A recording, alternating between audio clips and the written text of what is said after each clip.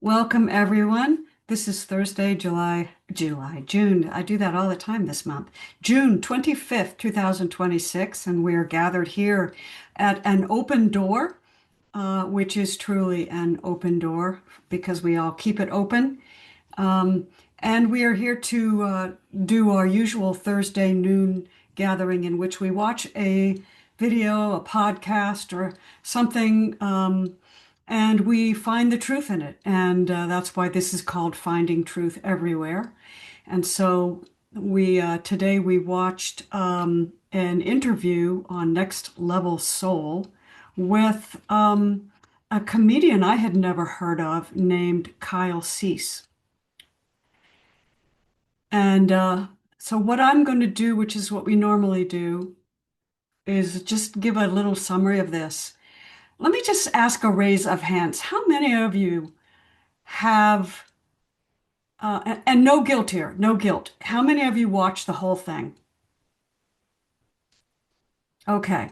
How many of you, thank you, Julie. How many of you have something about this that really moved you?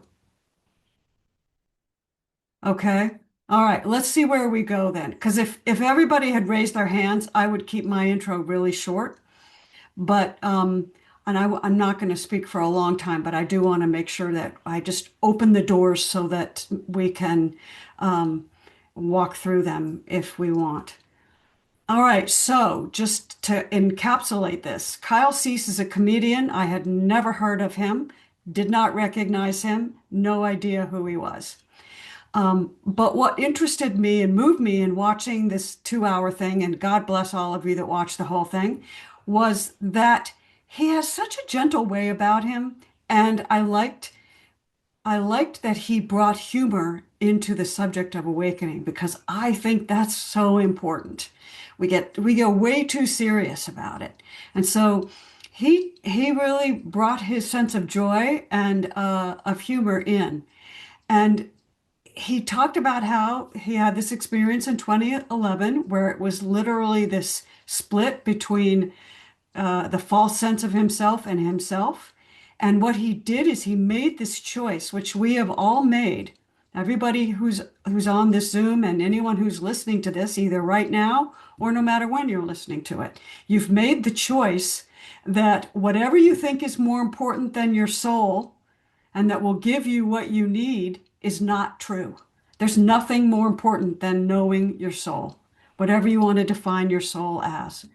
That's what that's what's the most important, and that your source will give you what you need in order to show you that your soul and knowing your soul is the most important thing. And it doesn't have to happen in this lifetime. It doesn't have to happen in the next lifetime. It just will happen at some point. And so for him, it happened in 2011. For us, it appears to have happened uh, in this lifetime. So he said, knowing is most certain, and it's beyond any idea of that's mental or intellectual. We all already know that, right? And he said that the movement, and Lonnie and I were talking about this before everybody got on, the movement is exponential. That's the term that he described. It's like, Lonnie and I were talking, it's like being on a Ferris wheel or one of those circular things, and it just speeds up, and everything's getting thrown off of it, right? All the shit that isn't needed and can't hang on to this really rapidly moving vortex is just getting thrown out, right? And that's what's it feels like is happening. And Kyle said in the next 10 years, we're going to see a great shift. He's not the first one of our speakers to say that.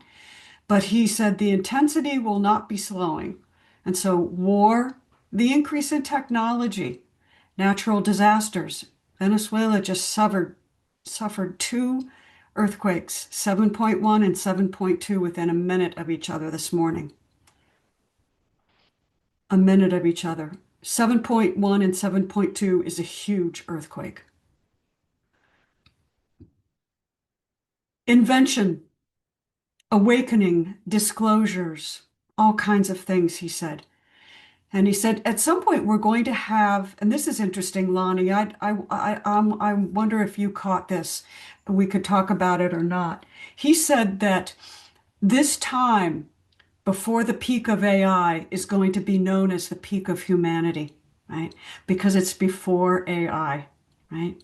It's when we sort of at our most raw and our most real, right? Before AI really begins to interface with our mental and physical bodies. So that's something we could talk about. Um, so he said, this is interesting too. He said, we're moving to a time where you're either going to get addiction to yourself into the ground, or you'll face your fear. And what he meant by that, we're either going to go down the rabbit hole of technology and diversion, mental diversion, or we're going to face our fear. And he said the pain that keeps you comfortable but stuck is what we're dealing with now. And the light is too bright for comfort to work for most of us right now. It used to work, but it's not working anymore. And the guides have said the same thing, right? Right. And the thinking of the guides, they said, we're going to look back and see how much things have changed when we were going through the change, but we didn't notice it at the time. Right. And so that kind of that got to me. So he said the comfort that these diversions are offering us is not enough to cover over the growing awareness. Right. In the third density, he says, we found comfort and we sought for truth externally. He says, I will uncover the conspiracy. The conspiracy is out there. I'm going to uncover it. I'm going to discover what the matrix is. I will sit on my couch and watch Charlie Kirk and eat comfort food. But he said, this misses out on the soul's comfort, which is the only thing that offers any lasting comfort. That's the soul's comfort. And he said, the highest frequency of truth is not found out there. It's found in here. And if you seek it out there, you will miss out on discovering your own internal power, which is where the only power is. So then he talked about his fasting, which we can talk about. I thought that was really, by day 8, he had lost 20 pounds. His testosterone went from 617 to over 1,000. I don't know what that means exactly, but okay. Um, and I loved it that he said, it wasn't for me to get fitter. It wasn't for me to improve the body. It was for me to get clear about God or about Source, about my true self. He said he literally just sat and listened to what came up. And this reminded me of Regis, because one of the things Regis said to us months ago was that he sat in a chair over the weekend and just spent the weekend in the chair. And he gave us the most beautiful description of facing his inner demons in that, and facing his abandonment by his mother and other things, and that just reminded me of that. Um, so the other thing he said, which I loved, which I loved, is he said he recognized in himself that he wanted to be a success because of his trauma when he was 5 years old around his dad. And he recognized that his dad loved comedy, and that was the only time his dad was happy, sitting on the couch and watching comedy. And so he was going to become that comedian that his dad loved to watch.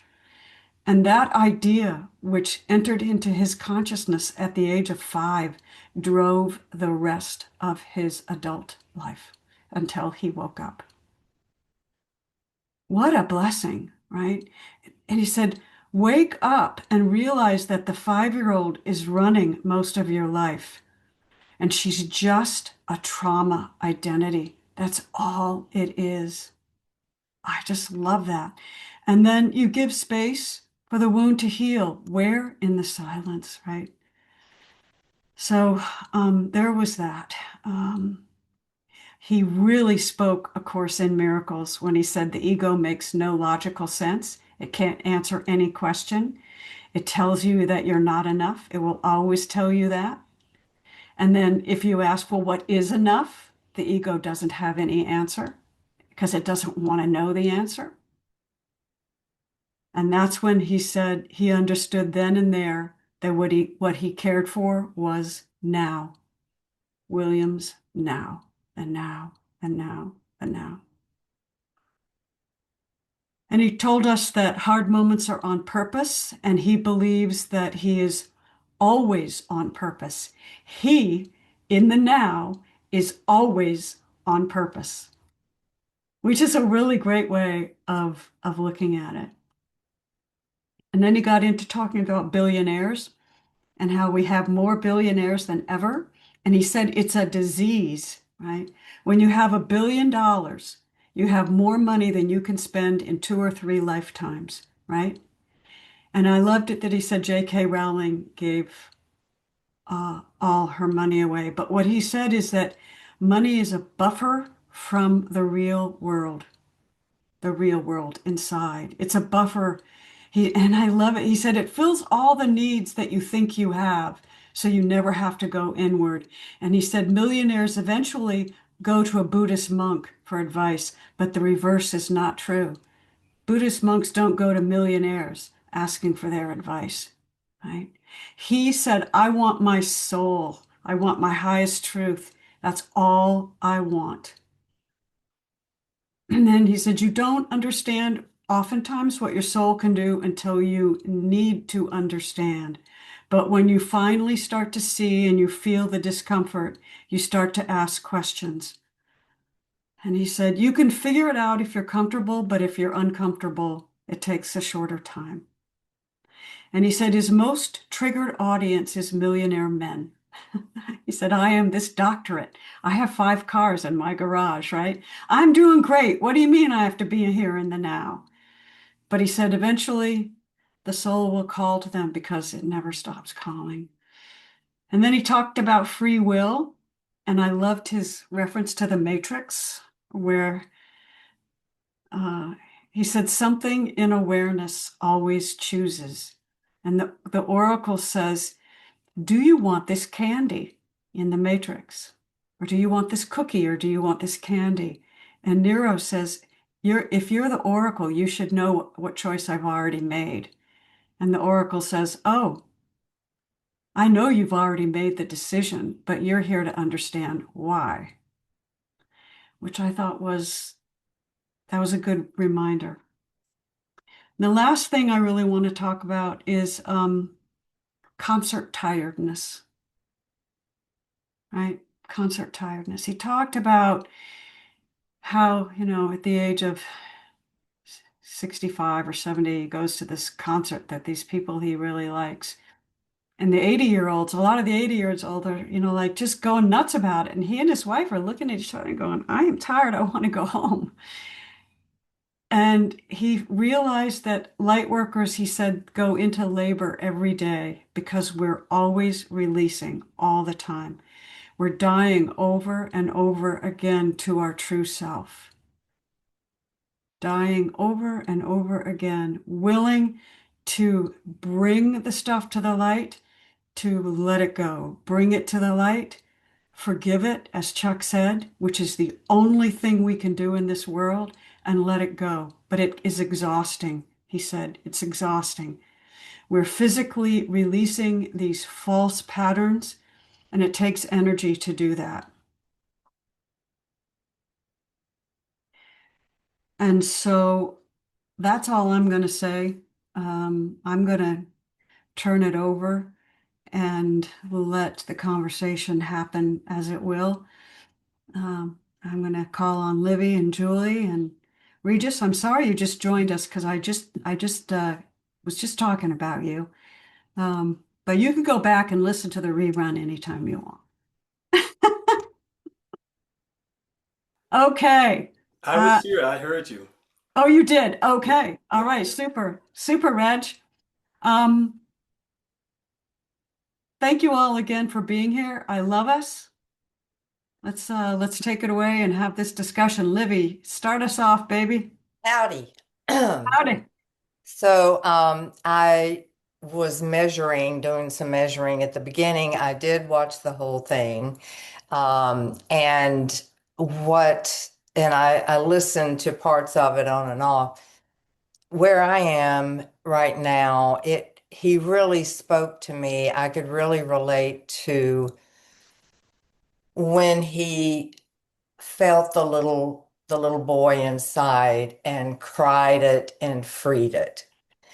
And that's what I'm finding in my experience. And it was really good to hear that affirmed. And I really appreciated his humor as well. And just the simplicity and clearness with which he spoke, I appreciated that a lot.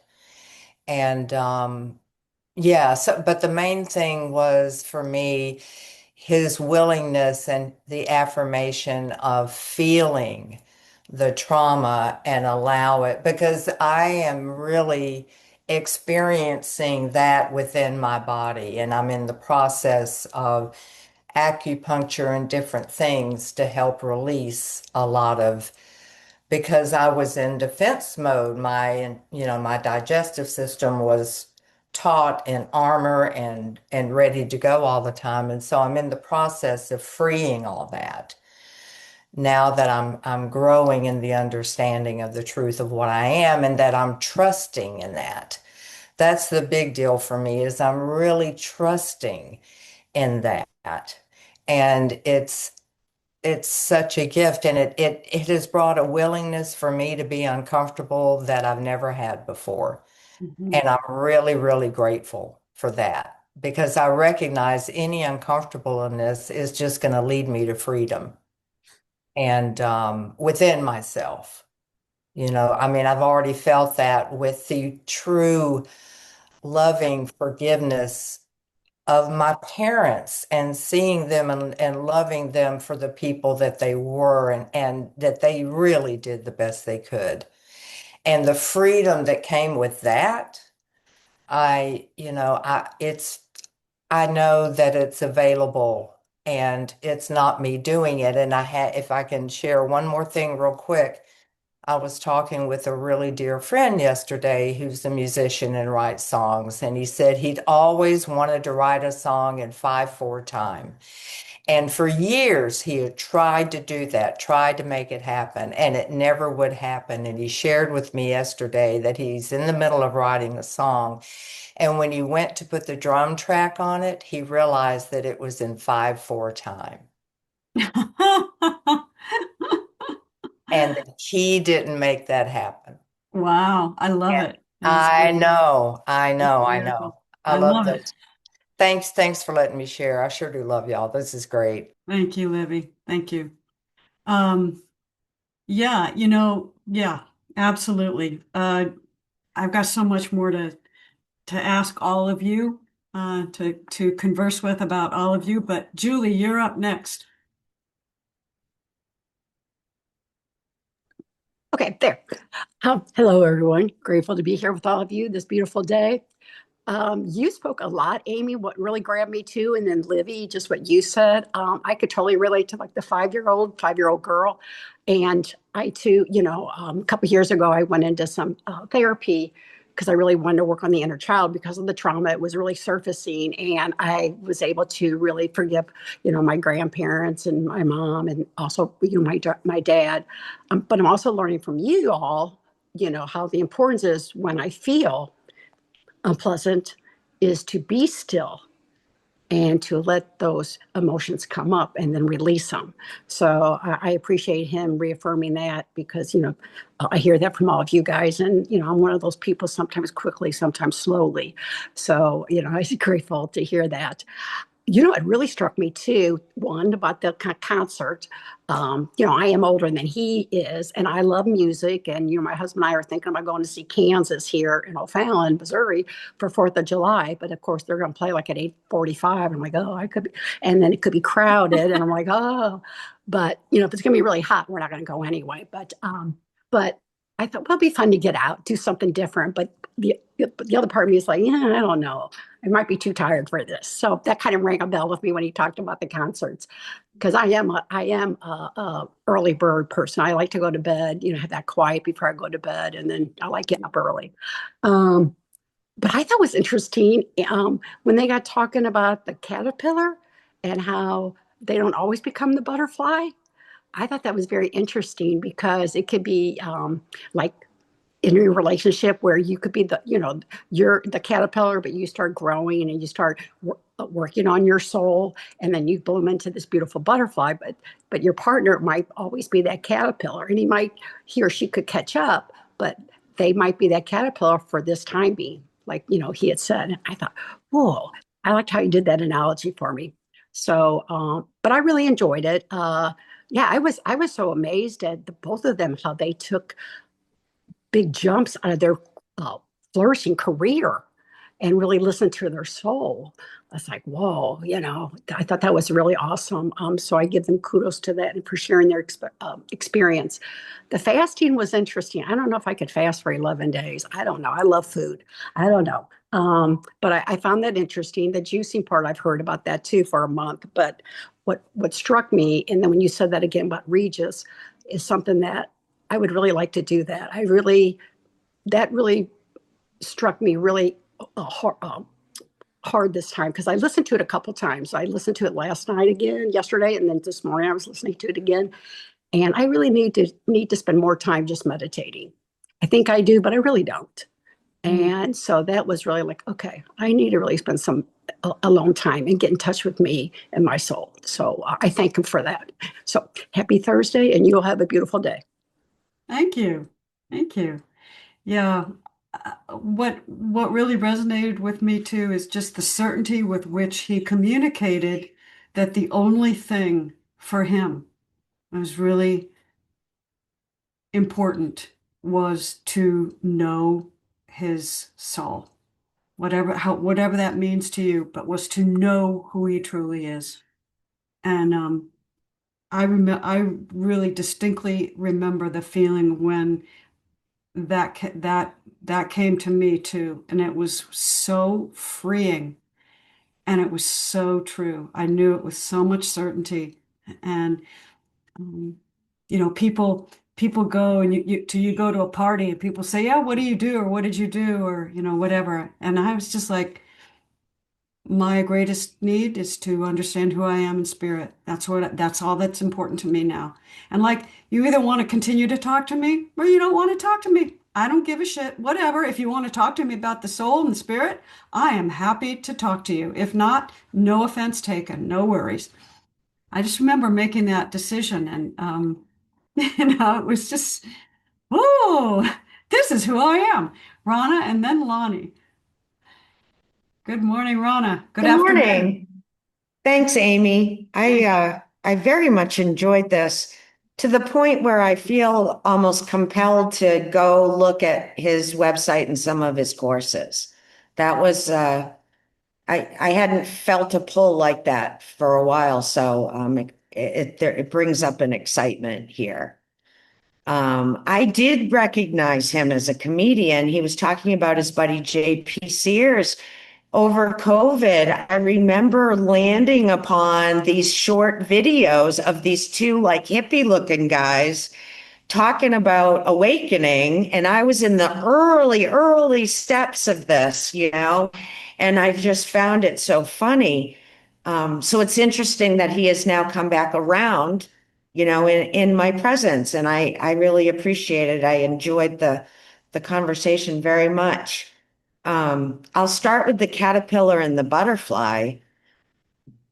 What really interested me when he was talking about the butterfly's wings being clipped, like where have I hung in on certain relationships that it kind of clipped my wings, right? And then he talked about how, once I got to the point where I was like, God, please help me with this relationship or this friendship, some of those people literally disappeared out of my life. And when they did, at first it hurt really bad, but I was practicing what we do here, and so I would let that hurt come up, and I would sit with that sadness and ask for understanding, oh, my legs are tingling. And what happened afterwards is I realized how much the relationship was limiting my growth and this other person's growth as well, for sure. And they literally have disappeared from my life. And I was glad, you don't know something is holding you back sometimes until you're beyond it. The same thing happened to me in recovery. Like I was 2 weeks into a recovery program and I kind of looked back at what my life had been like for the previous 8 years, and I was shocked. Like I had no idea. And so when he talked about the please help me prayer being so powerful in the movement, I've experienced that. And it's so simple, right? And I was told very many times in recovery that help, help, help is the best prayer. Follow it up by thank you, and I don't need to elaborate because my higher self, as he said, knows and has been waiting for me to ask for that. Right. So on the last night of my drinking, I heard the gig is up. You have to tell somebody. I heard that loud and clear and followed that direction. And my whole life shifted in a weekend. It went from dark and desperate and just living in a black and white film noir to color again, and a whole new movement forward. There were a couple of questions that really got me. When the ego is saying I'm not enough, ask it, what's not enough? Right? Instead of saying, what am I going to do today? Ask God, what are you calling me to do today? Like, I want that. I want my answer to be the only thing I want is this relationship with God. But truthfully, there's a part of me that goes, I'm not sure. And it's okay to say that out loud too. That's a part of this aspect of this growing. We got to purge the false world. And I heard this loud and clear. And Ryan and Dave, my husband, came up immediately when he was talking about fear. See the fear. Let it play all the way out. Because I stopped the story. Right. I go, oh, there's that fear again that Dave's going to die. God, please remove this fear. Oh my God, that's not real. That's never going to happen. Blah, blah, blah, blah, blah. And so I feel like it's a challenge to sit still with these couple of fears. Let it play all the way out, Rana. What's Ryan's life going to look like when he's 40? Go ahead. Imagine the darkest thing that you're thinking. I feel empowered. I feel like I've been given the next step in the things that I've been sharing with you for the past couple of weeks. So that it's all very exciting to me. Purge the false world. Okay, I'm willing. Love you all. Thank you. Oh, yeah. Yep. Thank you, Rana. That was lovely. Lonnie, good afternoon. Good afternoon, family. So I had seen the tape, I think, when it first hit, and I've now watched it twice since. Um, the one thing that continuously stands out for me was his shift. And when he talked about the shift out of comedy and about no longer needing the audience's validation. I've had the opportunity of late to work with a professional stand-up comedian. And he is leaving. It's been 2 years now of our work. He's leaving comedy. Why? Because he no longer has material to bring into comedy because all of his comedy, just like Kyle, I'm a stand-up comedy fanatic, so I knew who Kyle Cease was. He's very different. But just like Kyle, his comedy was based on the trials of life and the struggles. And so once those were re-seen, suddenly there was nothing. I keep telling him, well, you could have comedy about this new marriage or whatever. He's like, it's not the same. It's not the same. And in a way, when I would listen, it was almost as like their laughter would validate the experience. You know? Yeah. Yeah. But to get to a place where really they're saying, I no longer needed that validation of my experience. And it changes everything. It changes all of the lens that they see out of. Because you wouldn't think that who we saw in this tape is who used to do that stand-up. You know? So, yeah. That's what really stood out. I mean, there was so much in here, but for some reason, that's what keeps coming back. No longer needing the validation of the audience. Yeah. And Alex talked about that too, didn't he? About, you really put yourself out there when you're well known in your field for a certain thing. And then you say, I'm done with that. I'm going in this other direction that most of you aren't really going to get. The pull has to be pretty strong to do that. Because really to step into that, it's also being willing to allow whatever needs to drop away for your walk forward to drop away. So it's got to be strong. I don't know who Kyle's partner is, but the sense I got was that she's right along with him on that, and that's probably really helpful. Yeah. Good afternoon, Cindy. Good afternoon. I don't have a lot of my own words. I'd like to play a 4-minute clip. If that's okay. The one statement I hadn't heard specifically mentioned that I'll highlight is just the line, if you think your freedom lies in money, then you don't know that it lies in you. Okay. But I'd like to play this clip if it's okay. All right. Thank you.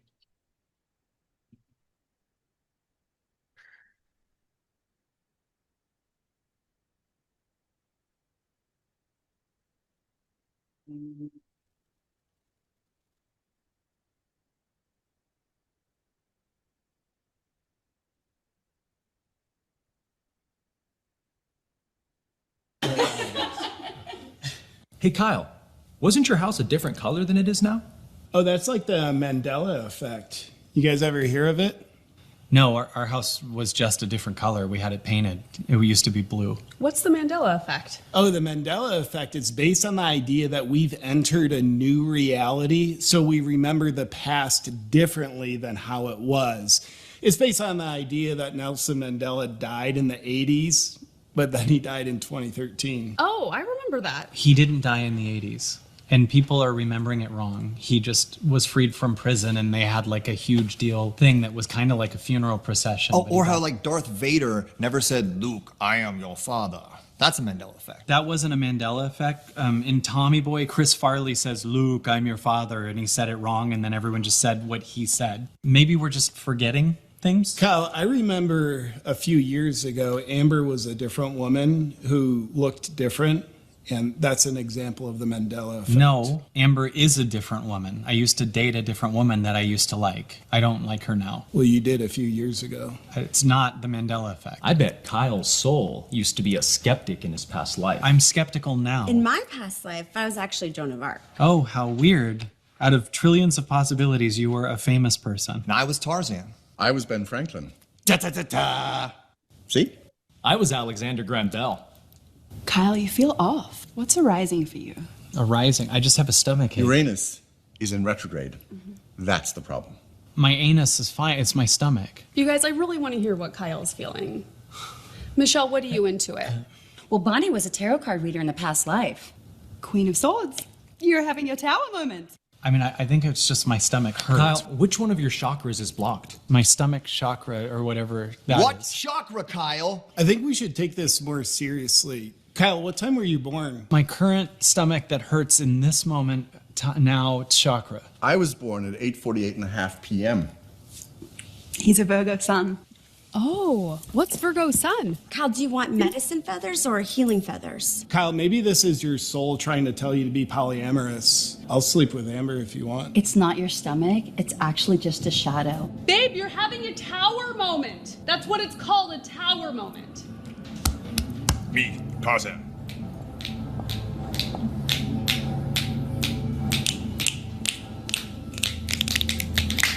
You must have walked out of the house in your past life.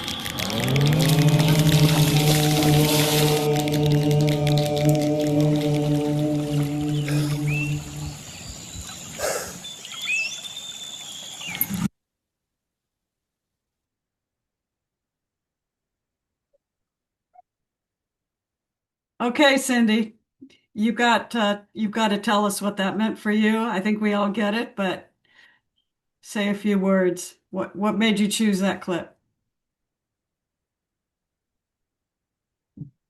I am just noticing a lot of things coming up right now. A lot of different voices, a lot of different teachers, a lot of different programs, a lot of different beings or inside trying to figure things out. And there's a desire to just let it go and be.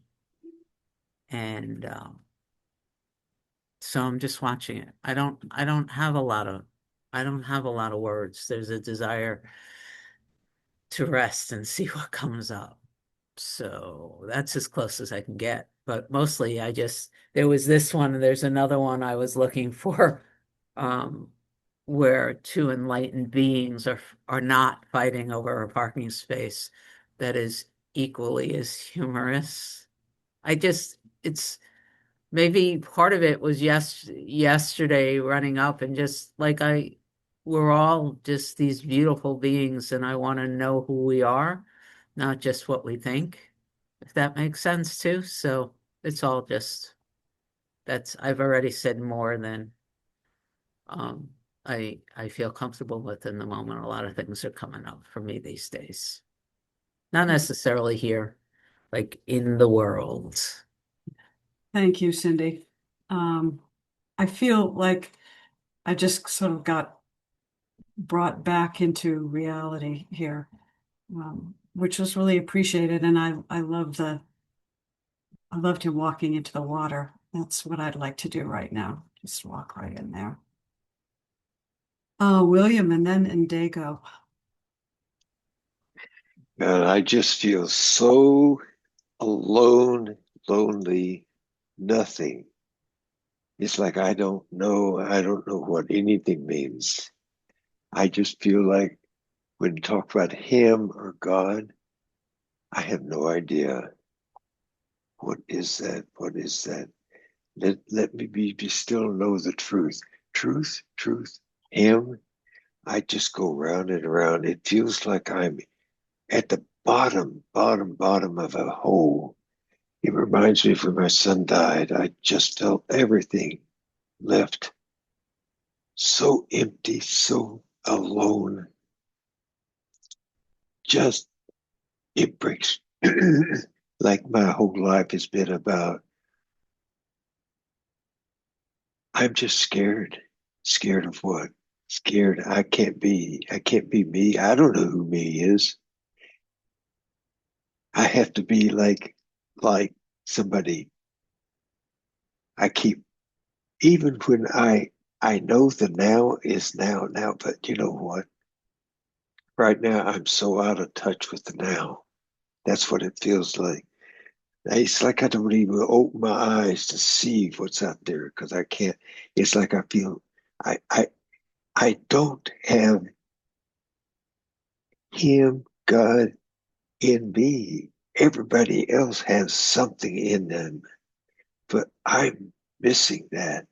And that's what it feels like. I just, and and even as I'm saying all that, I know this is just, it's not true, but boy, it sure feels that way. So I feel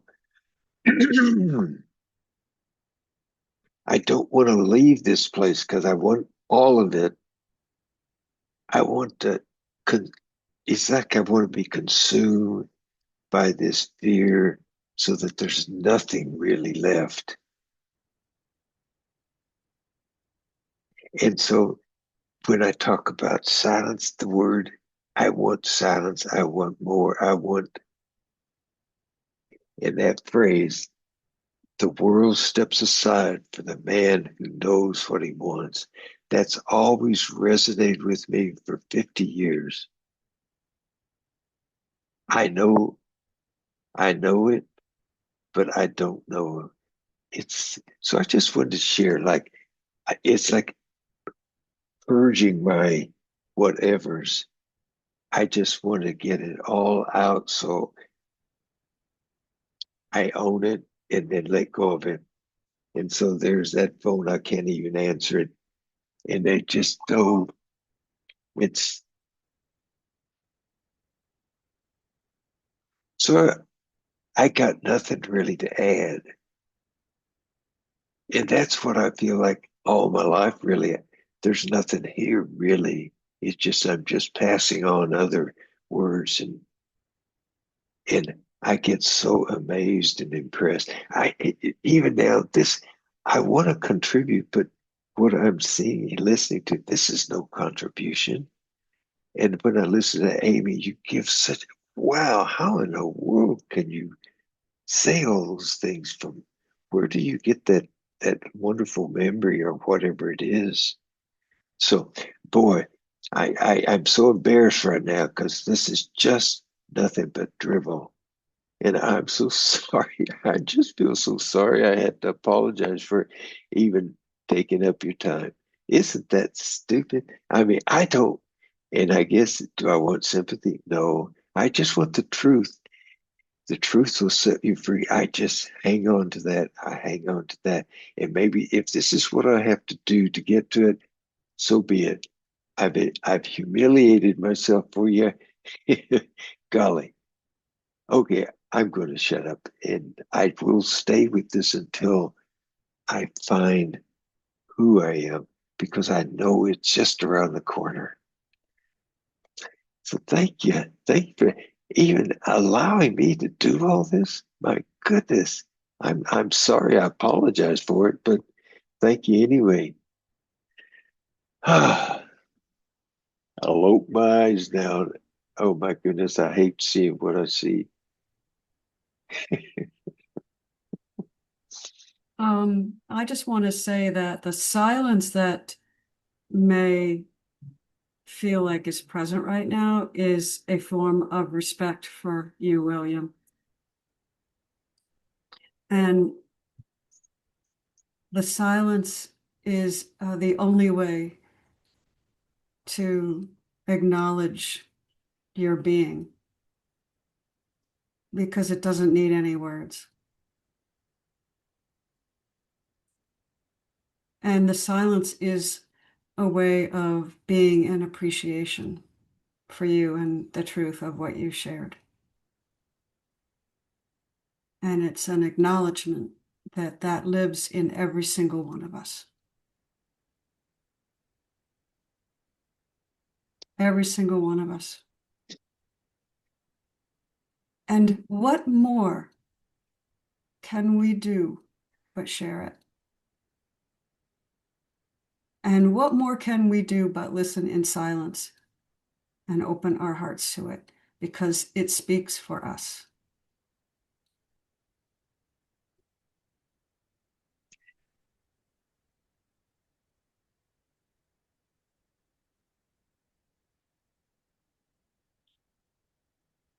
You know, Thank you. Thank you.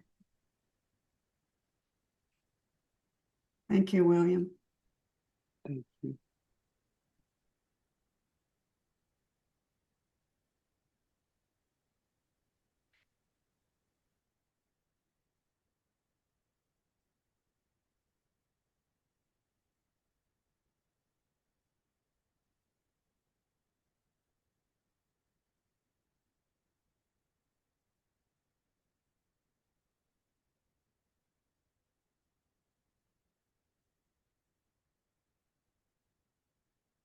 Daco. Hi, everyone. Hi. I just love being here. I just love all of you. I'm just so grateful we're together. I really am. All of us are a blessing to each other. We just really are.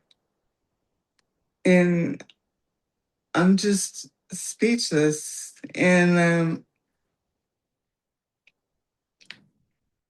so for me, I've been wanting to do the 40-day program again, and I struggled with it. Or I don't know. I kept falling asleep.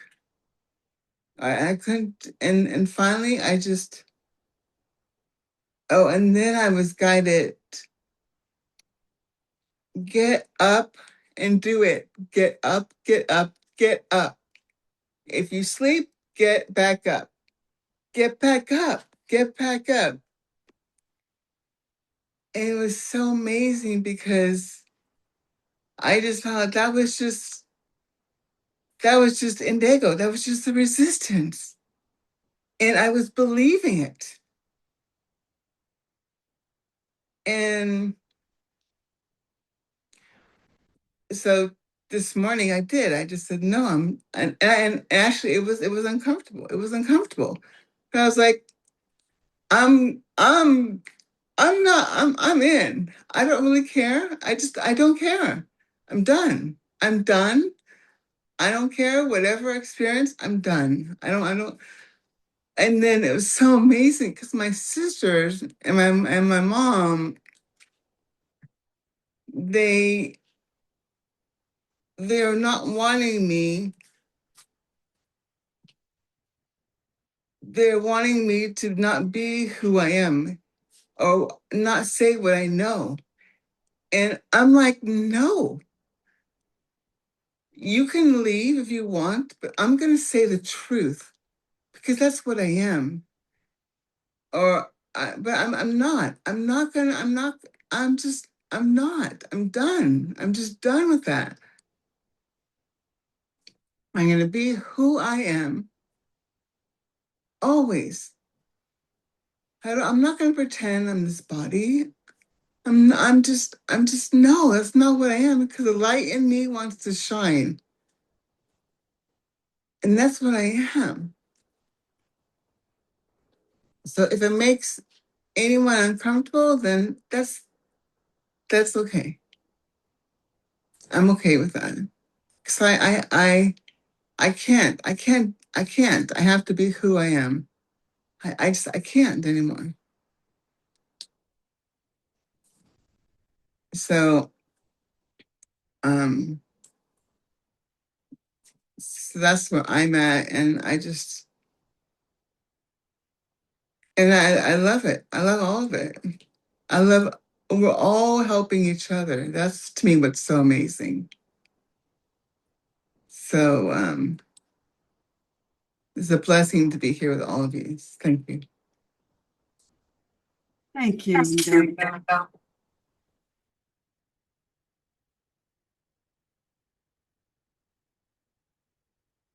We love having you here too. Cindy and then Lonnie.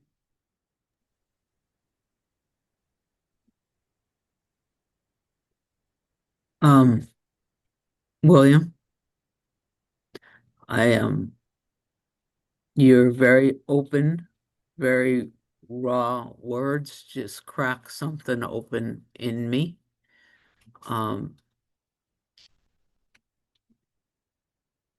The teachings state that there's only one mind.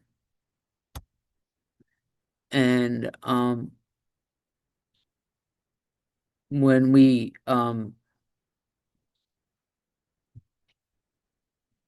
invest a lot of our focus on saying the right thing or being like spiritually correct or judging how we're showing up in any given moment, there's all these shadows inside that are not coming to the light. and I felt like in your sharing something got shaken awake here. Like I got very still and I didn't know I wasn't paying attention until all of a sudden I was. And it got real quiet. And so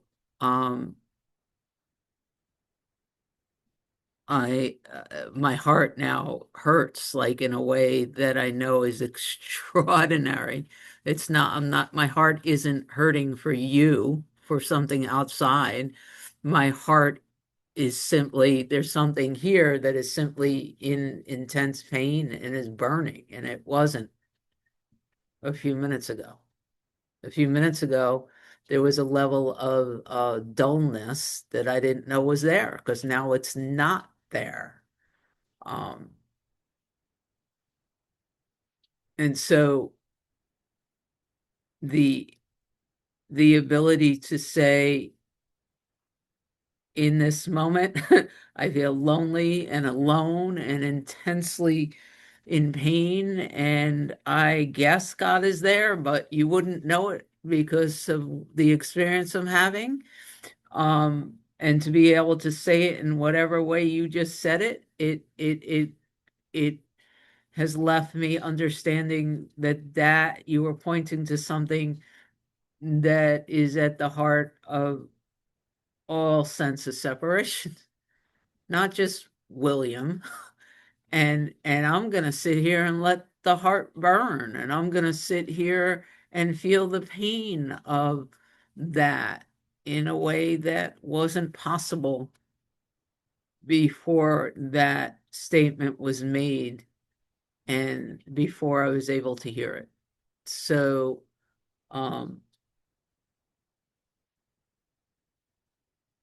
whatever we are, we're in it together. And that's all. That's all I have. Lonnie, I'm gonna call on you a second. I just wanna add to that. I can only describe what William said as an impoverishment. You know, my soul feels impoverished. It's a form of death. It's a death. It is. And I don't even know what the frig is dying. And there's no way over it or under it or around it. The only way is through it. And there's no requirement that we say it's not true, or that we be brave, or that we do anything except be exactly what it is.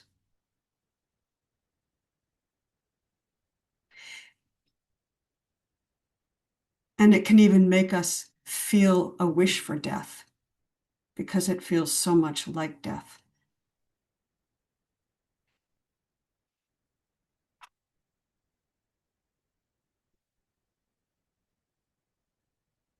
So I want to honor that. And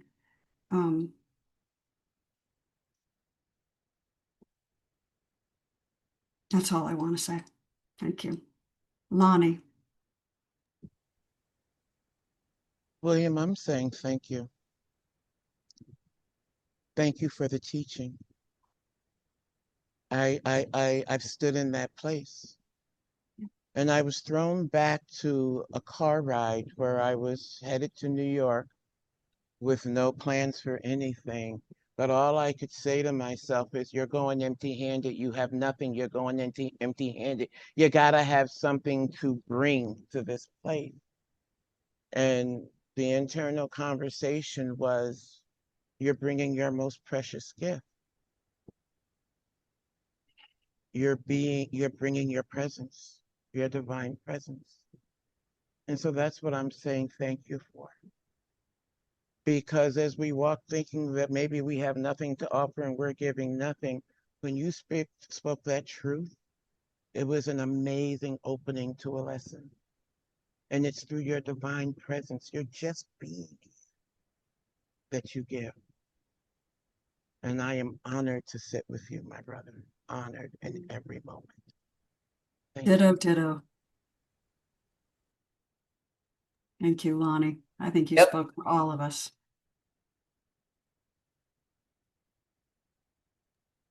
It is your divine presence.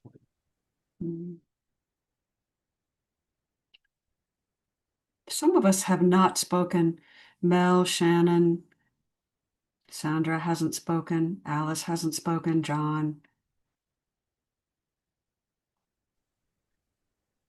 Hi, everybody. I think it's hard for me to speak when someone has opened their heart because I realize that I'm on holy ground. And you have to tread very lightly on holy ground. There is something that was said in this interview that touched me. He said, the you that you think you are, I think he was talking about the egoic self, I don't know, is just one side of the coin. The other side is who we create. No, that who we think we are. This one side of the coin is the one we create when we are saying we have the identity of don't hurt me. Don't hurt me. Because we have all been wounded in some way or another in our childhood or whatever. And something that changed that for me personally in this form was when I realized that I didn't know what love was. That when I was told that I didn't know what love was, and that I had mistaken the feeling of longing and wanting love for love. And that mistaken feeling was almost a pain. It was almost a pain. It was a hurt. And I mistook that for love. And then they go into the whole story of Ike and Tina Turner. And I thought, yeah, we all want to be loved. And somehow we don't know what it really is. And so therefore it's hard to receive it. And when I saw that, I was already into my second marriage. And I realized that I wasn't receiving the love that was right there for the taking because I was so used to thinking love was something different. I thought love was something more exciting. I thought love was something that had a lot of effort to it. I thought that love was something that probably I couldn't achieve. So anytime, and then he goes into this whole thing about if you're worried about what the people you're worried about, what they think of you, is probably the people you don't need to be around anymore. I mean, it all ties together for me. So we are loved in a way, so deeply loved that we realize that we cannot be harmed. We cannot be harmed by what anyone else is thinking or anyone else is doing or saying to us. And in fact, what they're thinking about us is really none of our business. It doesn't matter because they're not really thinking about me anyway. They're thinking about them. They're not thinking about me. They're thinking about themselves. So that's what came to me, that I'm always on purpose. I'm always enough, no matter what is happening. And now I accept your love, even if I'm saying nonsense. I accept your love because I know I am loved. I know how deeply I'm loved, and I'm grateful that I was shown that I had misinterpreted. There is nothing I need to do to get you to love me. And that's what you're all saying to each other. So that's it. Thanks for listening.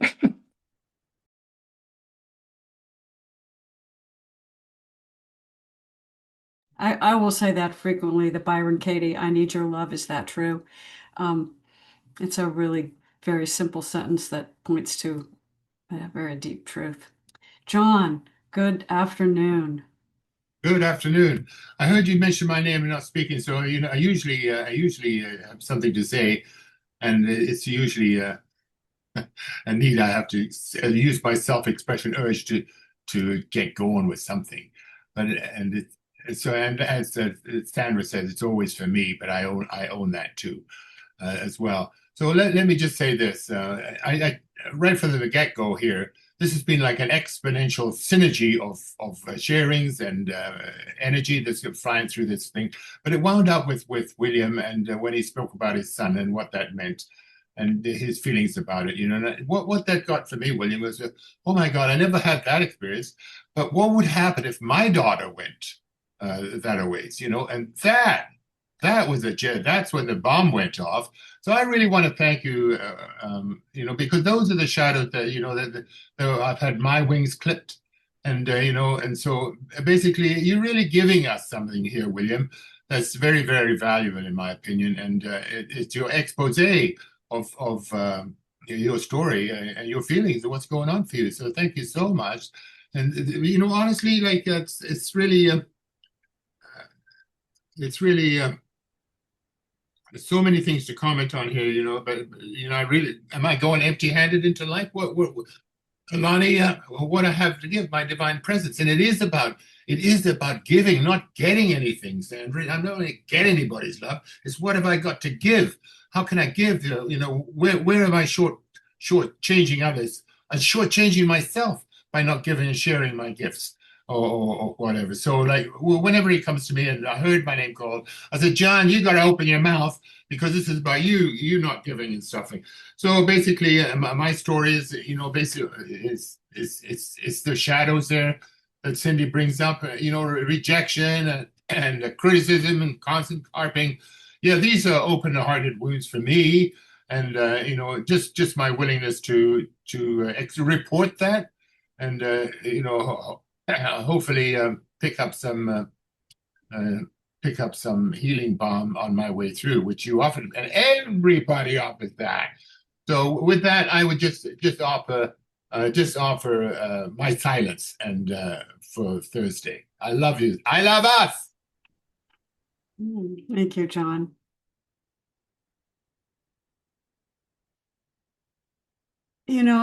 I think there was a lot to talk about here in this video, but I feel like something really happened here in this hour.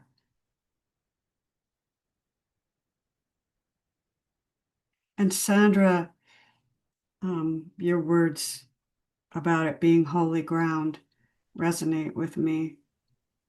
So I really don't have anything intelligent or witty or smart to say about it because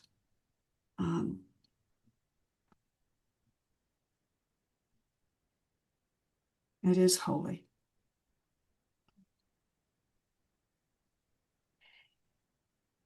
So we're going to meet again at 4 o'clock, those who want to.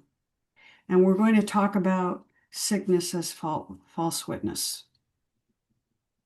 which is a really great section of a course. We'll see how far we get to it.